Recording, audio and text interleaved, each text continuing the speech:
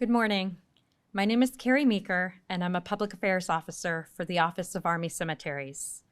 I'd like to first thank you for joining us today for a virtual press conference where we will discuss the Carlisle Barracks 5th Disinterment Project.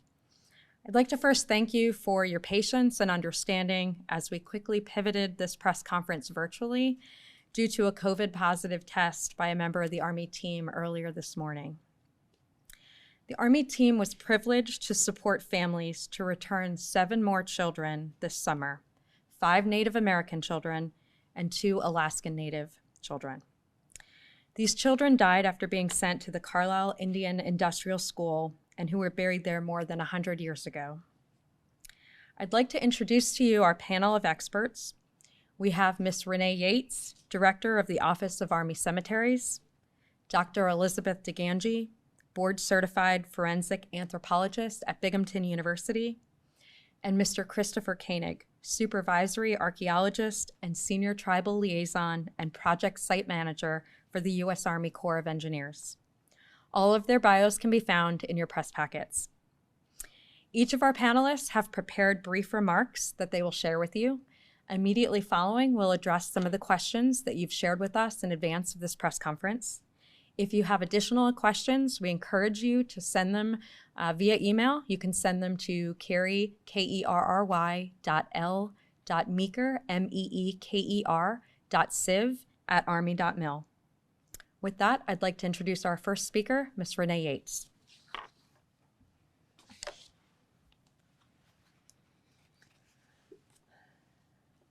Good morning, ladies and gentlemen. My name is Renee Yates, and I have the honor and privilege of being the Director of the Office of Army Cemeteries. Over the past month, the Office of Army Cemeteries team, in partnership with 8 families, a team of professionals from the United States Army Corps of Engineers Center for Expertise for Curation, with the incredible support from the Carlisle Barracks Garrison, conducted a dignified disinterment of human remains from 8 grave sites in the Carlisle Barracks Post Cemetery. Family members of the deceased children, many with support from their individual tribes, collaborated with the Army over the past year in the detailed planning for this year's disinterment project. This year, our findings allowed us to return 7 of 8 children. On June 18th, the Army conducted the dignified disinterment of grave Bravo 13, which historical records indicate belonged to a Catawba boy of 13 or 14 years old. Wade Ayers. Disappointingly, the remains recovered were those of an older girl with an approximate age of 15 to 20. The entire team was saddened that we were unable to return Wade to his family and tribal community at this time. I'd like to take a minute and explain the challenges associated with relocation of a cemetery, especially one relocated more than 95 years ago. Each of the Native American and Alaskan Native children who rest in the Carlisle Barracks Post Cemetery were buried between 1879 and 1910, the majority over 120 years ago. Candidly, moving a cemetery is not a good practice anytime. And while we do not have the exact details of how the relocation was done, we are aware it was completed over the course of several weeks during the summer of 1927. Accountability and chain of custody, both of paramount importance in the management of human remains, was likely not as robust as it is today. And while we have been successful to date, recovering the children who rest beneath the proper headstone, human error can occur. The Army is committed once again to reviewing all available resources and seeking out new information that may help us identify any possible error that led to this anomaly so that we can take appropriate effort to return Wade to his family and the Catawba Nation. The unknown remains were reinterred in a dignified ceremony on Monday, June 20th, with the caring assistance and compassion of the Catawba family. The human remains found in the graves assigned to Raleigh James, Washoe Tribe, Ellen Macy, Lower Umpqua, Lottie Cyrich, Ute, Paul Wheelock, Oneida, Frank Green, Oneida, Anna Verskin, Aleut, and Anastasia Ashwak, Alaskan Native, were biologically consistent with the information contained in their student record and burial record information. Each child was returned to their family in a dignified transfer ceremony, and many have already been reinterred on their native lands. We would like to thank each of the individual families and their tribes for their tremendous strength, patience, and understanding during this emotional journey to return their loved one. I would also like to thank Mr. Chris Koenig and Dr. Elizabeth DeGangi and our tremendous staff for their professionalism, tireless dedication, and meticulous work. This year marks the 5th year of this tremendously rewarding experience. The Department of the Army remains ready to work with any family and tribe wishing to return their children from the cemetery. We offer assistance to better understand the disinterment project and to complete the Army's request for disinterment, so we may return other children to their loved ones and tribal nations. With that, I will turn it over to Mr. Koenig to discuss the archaeological perspective of the project, and then Dr. Elizabeth DeGangi, who will discuss the forensic analysis. Thank you, ma'am. Good morning. My name is Christopher Koenig, U.S. Army Corps of Engineers, archaeologist, and senior tribal liaison. I am responsible for assembling and directing the archaeology and forensic analysis teams associated with the disinterment project this year. Before I begin, I would like to speak briefly about our extraordinary experience working with the families and individuals of the Washoe tribe, the Lower Umpqua tribe, the Catawba tribe, the Ute tribe, the Oneida tribe, and Alaskan Natives. Each family member brought something vital to the project from various walks of life and geographic regions of our country: compassion and dignity. I will remember this human experience much more than the technical aspects of this work for the rest of my life. We are all invested in returning the children from the Carlisle Barracks Cemetery to their final resting place. Now, my brief technical report on the forensic exhumation. This morning, I'd like to discuss 3 topics associated with these disinterments: team composition, findings, and summary. I will start with the team composition, which consists of 4 teams in total. First is the tribal liaison team, comprised of 3 tribal liaisons who oversee family coordination, tribal consultation, and travel logistics to ensure the families are on site and comfortable. Their planning work began in the fall up through the end of this effort. Second is site operations team, comprised of specialists from the Office of Army Cemeteries with support from Arlington National Cemetery. They oversee the site layout, manage all the equipment, and ensure the security and privacy of the operation. Their work begins a month in advance to the end of the effort. Third is the excavation team, comprised of 3 forensic archaeologists. They are all long-term specialists in their field. They exhume the remains carefully to ensure none of the remains are damaged during the process and transfer them to the forensic analysis team safely. And finally, the forensic analysis team, comprised of 4 biological anthropologists with a board-certified senior lead overseeing the work. They are all longtime specialists in their field. When the remains enter the forensic analysis lab, they are meticulously cleaned and analyzed. I will now discuss our findings. To establish some context for our findings, I would like to walk you through the stages associated with these remains. At death, these children were buried in the original Bureau of Indian Affairs Cemetery, where the Army War College now stands now. During the initial burial period of that cemetery, there was differential decay of the remains and their coffins. This happens in any cemetery. In 1927, the Army made a decision to move the original BIA cemetery. It's important to note that in 1927, in military and private cemeteries, there were no sophisticated transfer procedures or trained professionals to carry out this work.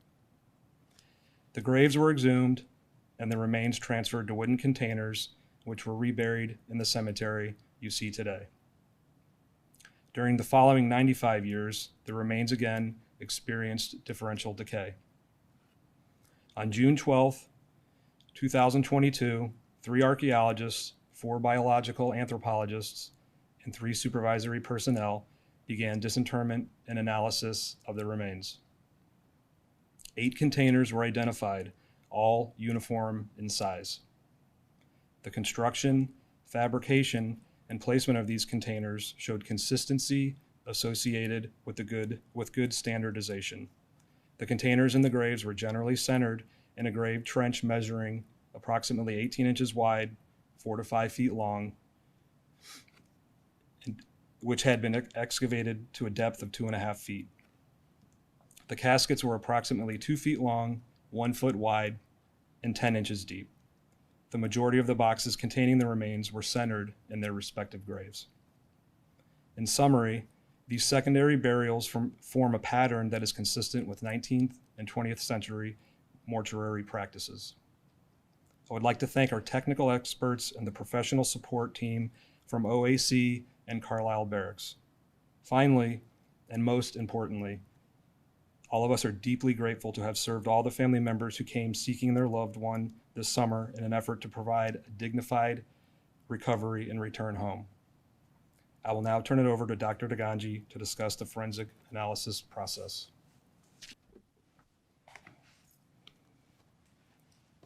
Good morning. My name is Dr. Elizabeth Daganji. I am a board-certified forensic anthropologist and an associate professor of anthropology at Binghamton University. I am consulting for the Army on this project. Over the past several weeks, it has been my privilege to conduct a forensic anthropological analysis on the exhumed human skeletal individuals. It is my philosophy that diligence, care, and compassion go hand in hand with technical expertise when undertaking such an analysis, and this philosophy informs my team's approach. The skeletal remains of Raleigh James of the Washoe tribe, Ellen Macy of the Lower Umpqua tribe, Lottie Sarich of the Ute tribe, Paul Wheelock of the Oneida tribe, Frank Green of the Oneida tribe, Anna Veriskin of the Aleut tribe, and Anastasia Oshkosh, Alaskan Native, were all found to be consistent with the historical biological information we have about the children, such as how old they were when they died. We were disappointed and saddened to discover that the person recovered from the gravesite marked as belonging to Wade Ayers of the Catawba tribe were not biologically consistent with a male teenager of the age Wade was known to be when he died. Instead, these remains were from an older female teenager whose identity is unknown at this time. On behalf of my team, I would like to express my sincere condolences to the families and community members of all of these children, and I ask that their privacy be respected. We express particular condolences to Wade Ayers' family and community. I would also like to acknowledge and thank all the members of our team for being unwavering in their commitment to the families and this project. Finally, I would like to thank those who traveled to Carlisle to accompany their loved one home for allowing us to share in this experience with them, and to reiterate how humbled and honored all of us are to have helped with this journey. Thank you.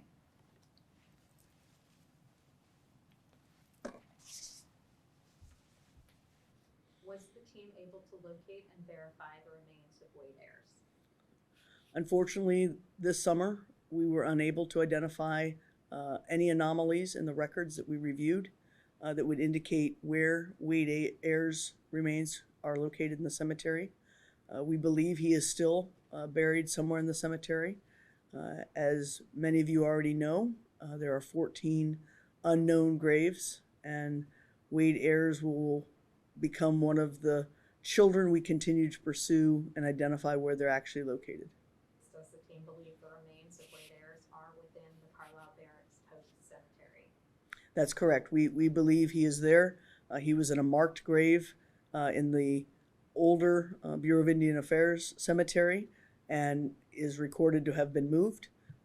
As we stated, he should have been under the headstone located at B13. However, he was not. Will the case of Wade Ayers be carried over to 2023 to allow the team more time to conduct research? We will continue to research all available information and seek out more information and hope to return him as soon as possible. The Associated Press reported that the remains recovered from grave B13 were that of a female aged 15 to 20. Is there an effort underway to locate that individual? The Army remains committed to locating and identifying the remains of Wade Ayers and several other children that were known to be buried in the original cemetery and relocated to the cemetery where it's currently found. So yes, we will continue to seek to identify the remains that were recovered as an unknown female.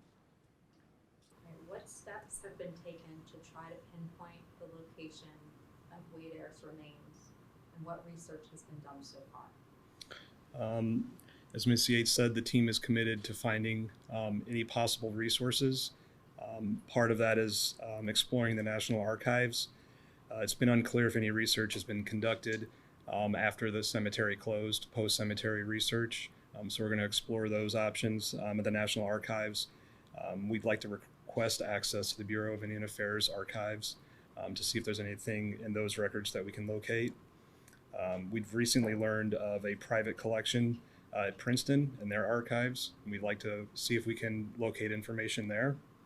And finally, we'd like to continue to review the information we do have, a more comprehensive review of information to see if we can compile more to locate Wade. What are the signs or indicators that the team members look for in determining or verifying the gender of the person? Yeah, so I'll start off by saying that we don't look at gender because gender is social, so that's not something we can tell from a skeleton, but we can tell biological sex, so male versus female, in teenagers who have already gone through puberty.